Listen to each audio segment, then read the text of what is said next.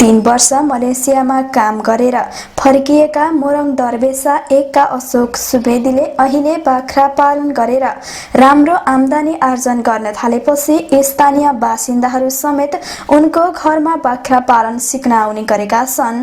परिवार नै मिलेर 2वटा बाख्राबाट बाख्रा फर्म खोलेका सुवेदीका परिवारले अहिले 93वटा बाख्रा पाल्न थालेका छन्। उन्नत जातका बाख्रा पाल्न सुरु गरेपछि सुवेदी परिवारको आर्थिक कारोबारमा सहयोग पुगेको बताउँछन्। यो व्यवसाय गरिरहेको भने मजाले